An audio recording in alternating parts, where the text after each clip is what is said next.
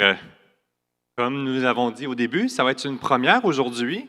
Nous allons donc faire un petit panel de discussion, moi et mon frère Daniel, et nous pourrons par la suite avoir d'autres occasions dans les 5 prochaines semaines, répondre aux questions s'il y en a afin de pouvoir investiguer plus loin sur l'application, la pertinence ou un élément qui peut-être que vous aimeriez éclaircir dans cette série sur les actes.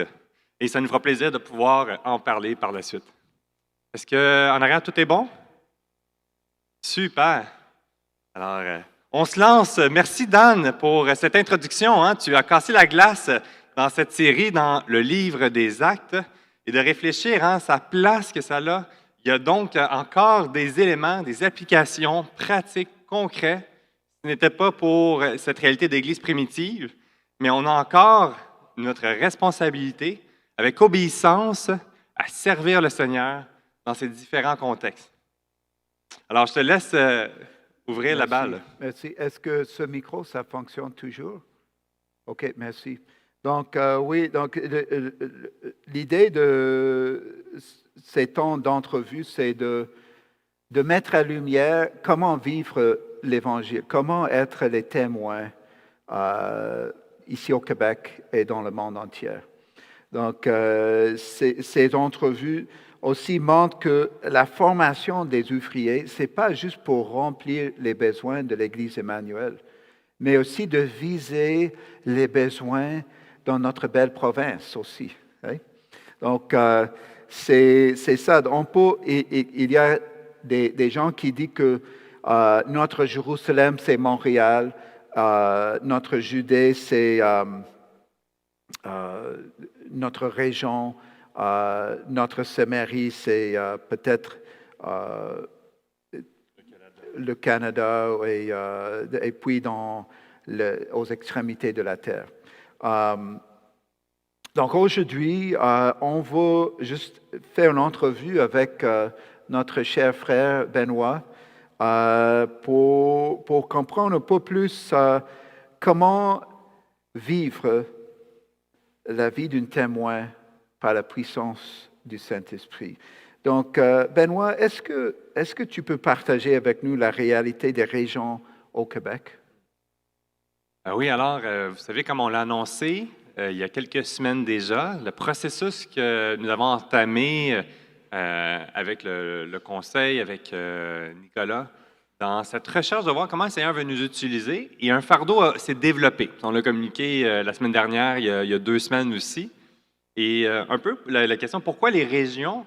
Eh bien, lorsqu'on observe, moi je suis un petit gars de Montréal, alors je connais bien la réalité de Montréal, cette dynamique tout de même. Au début, mon ministère est en banlieue de Montréal, alors il y a beaucoup de similitudes. Mais lorsqu'on prend le temps d'observer puis d'étudier la région, le Québec en soi, on voit qu'il y a vraiment des différences à certains niveaux. Je dirais, il y a comme 3 réalités lorsqu'on parle du Québec, puis lorsqu'on s'éloigne des grands centres, au niveau de la réalité géographique, la réalité démographique et aussi la réalité spirituelle. Rapidement, là, dans le sens géographique, c'est qu'ici, on a accès généralement à tout rapidement. Alors, toute notre sphère, notre vie tourne, on a les réseaux, un besoin, que ce soit même pour une église. La question, ce n'est pas de savoir combien de temps je peux atteindre, je dois parcourir pour atteindre une église, mais c'est plutôt quelles sont les églises autour de chez moi. Et des fois, même, on croise plusieurs églises pour aller à celle qui nous convient le mieux. La réalité, c'est que plus tu t'éloignes des grands centres, ça devient donc on va dire, les zones géographiques, tu as les métropoles, tu as les villes, les petites villes, tu as des villages. Et disons, dans les villes, eh bien, il faut parcourir de grandes distances pour atteindre autant de ressources en soi. On est habitué de parler, il y a Montréal, il y a la ville de Québec, il y a la ville de Sherbrooke, il y a des belles villes aussi, Saint-Jérôme, Trois-Rivières, alors qui sont bien développées. Mais là, tu vas dans les petites villes où tu dois parcourir plusieurs heures, telles que Alma, par exemple, qui est 2h30 au nord environ, 2h30 au nord de la ville de Québec.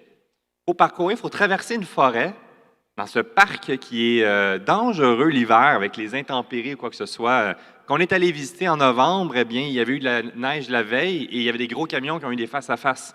Alors, il y avait la police et tout, fait que ça mettait en lumière. Les gens savent que là, moindrement qu'il y a des intempéries, lorsque tu t'éloignes, il y a des endroits que tu as des panneaux puis qui disent le village est fermé à cause de la tempête de neige. Alors, nous, on n'est pas habitués à ça. Là. Nous, on a quelques centimètres de neige ou un 30 centimètres. Là, on est plus paralysé, mais le transport en commun, généralement, continue, on ralentit. D'autres vont être isolés dans leur village, tout simplement, dans cette réalité de la distance géographique. Démographique aussi, c'est on vit un déclin depuis plusieurs années de les villages. Les gens quittent les régions, les jeunes, pour finir leur études, pour leur famille, puis ils vont dans les villes. Alors, par exemple, à Alma aussi, ils vivent un déclin sur les jeunes qui vont poursuivre ou vont s'installer avec un travail avec une bonne rémunération dans les villes. Par exemple, à Alma, plusieurs vont aller dans la ville de Québec. Ça leur met un défi sur une population qui est vieillissante et ça a un impact naturellement sur la santé des églises qui sont là-bas, qui diminue aussi. La réalité spirituelle, on voit l'immigration. L'immigration aide pour le défi démographique au Québec, mais la majorité vont s'installer dans les grandes villes. Et on voit cette réalité spirituelle, c'est qu'on voit plusieurs qui arrivent avec la compréhension de l'Évangile. Hein? Donc, c'est présent, on le voit ici dans l'ouest de l'île, on le voit, c'est très multiethnique. Et on voit aussi un héritage évangélique et protestant qui est présent aussi, qui vient. Dans les régions, on parle beaucoup plus au niveau catholique, mais non pratiquant. Alors, plusieurs vont aller à l'église le dimanche matin de Noël, une fois ou deux dans l'année. C'est pas les gens sont plus vieux qui vont assister fidèlement dimanche après dimanche. Mais les jeunes ont perdu ce sens-là. Et ils n'ont pas l'influence l'un des... Il y a plusieurs bons côtés, mais l'un des bons côtés de l'immigration, c'est justement d'être des ambassadeurs de l'Évangile qui viennent et qui vont pouvoir rayonner dans cette région. Ce que j'ai vu aussi dans la nouvelle, il y a un exode des gens des grandes villes dans les endroits plus ruraux aussi. Donc, il y a parmi les gens qui font les recherches de la mission, il dit qu'on doit aller dans les villes. Il y a une perspective que les missions doivent focaliser dans les grandes villes. Mais avec le COVID, on voit peut-être un changement de perspective en ça, à mon avis. Bien, c'est un très bon point parce que, par exemple, à Alma, ils ont battu un record. Les maisons là-bas, ça pouvait prendre des fois 2, 3, 4 ans à réussir à vendre leur propriété. Et là, il n'y en a plus. Tout s'est vendu. Les gens retournent dans les villes, Wow. dans les petits villages, dans les petites régions. Et là, il y a, pour l'une des rares fois, à la fin de l'année 2020 en COVID, au bout de l'année, il y a plus de monde à la fin qu'au début. Alors, c'est du positif, il y a de la croissance. Alors, qui l'aurait pensé? Mais là, il se passe quelque chose dans les régions présentement. Il y a des gens qui en profitent, le télétravail et autres. Yep. Et il y a un déclin des grandes villes de façon naturelle pour s'installer là. Alors, il y a un momentum particulier présentement. Oui, c'est un bon point. Oui, c'est formidable. Et est-ce qu'il y a les défis de l'évangélisation vers les régions à part des tempêtes de neige? Oui, je pense que c'en est une, mais l'un des défis, je crois, avec humilité, c'est le Québec a une caractéristique d'être chaleureux, d'être accueillant, mais quand même en surface. Et de pouvoir parler des vraies choses, on a besoin de rentrer dans un lien de confiance. Pas n'importe qui peut te dire quelque chose, de parler de toi concernant. On a besoin de gagner la confiance de la personne pour avoir cet accès-là. Wow. Et il y a une question d'hospitalité, mais il y a une certaine limite dans l'hospitalité. Aller dans un village, vivre dans un village, autant si tu es un touriste, tu peux être bien accueilli, mais aussi si tu vis dans le village et que tu ne viens pas du village, tu peux être perçu aussi comme un étranger qui vient s'installer. Et il y a une réalité qui est présente. Alors, vouloir aller évangéliser en région, sinon on arrive de Montréal puis qu'on part un groupe, on peut aller faire du porte-à-porte. On l'a déjà fait, des croisades le long du fleuve, distribution de Bibles. Mais l'impact est difficile parce qu'on n'est pas de eux, on n'est pas avec eux. Et la barrière de la grande ville, tu sais, il y a cette rivalité-là, juste simplement Montréal-Québec, juste à entendre à la radio, on voit cette rivalité-là. Mais aussi, il y a une barrière du fait qu'on n'est pas de la région. De bâtir cette confiance, de bâtir ces contacts va prendre du temps et il faut être avec eux. Alors, si on perd ce rayonnement, si les églises ferment dans les régions, eh bien, ça va être un très grand défi de pouvoir proclamer l'Évangile parce qu'on n'est pas connecté, on n'est pas parmi les petites villes ou dans les villages.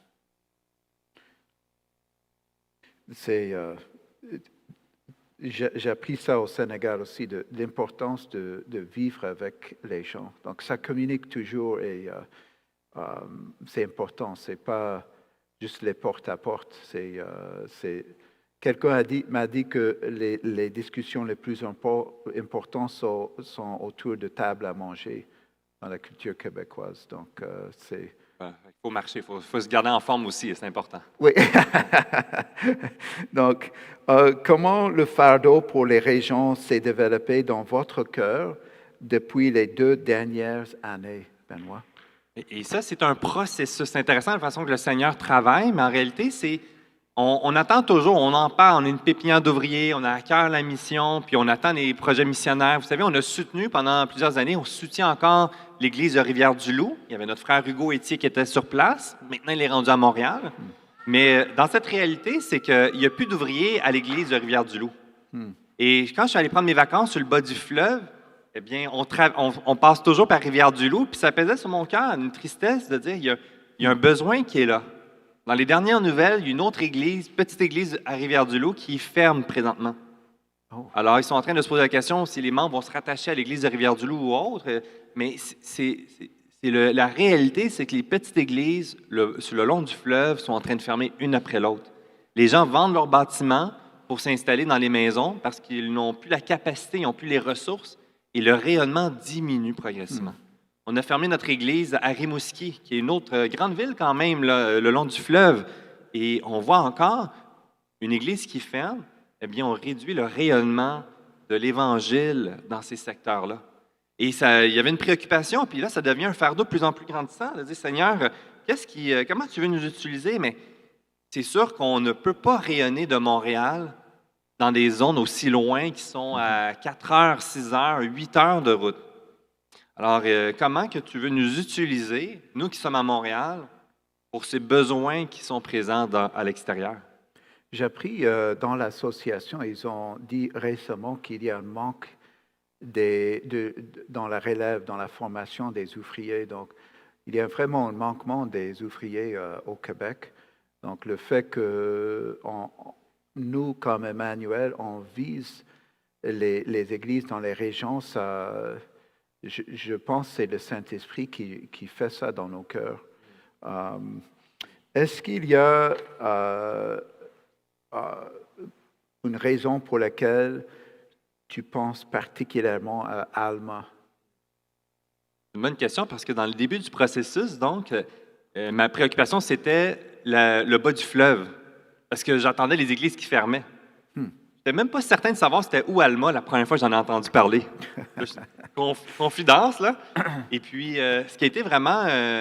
donc, l'été dernier, dans nos vacances, on s'est arrêté, mon épouse puis moi, puis on s'est mis à prier Dieu pour ça. Seigneur, où veux-tu qu'on soit? Qu'est-ce que tu attends de nous? Là, tu connais notre fardeau, on a passé à travers un processus, on a été examiné par l'association, il y a eu la recommandation qu'on soit envoyé, mais ce n'était pas clair.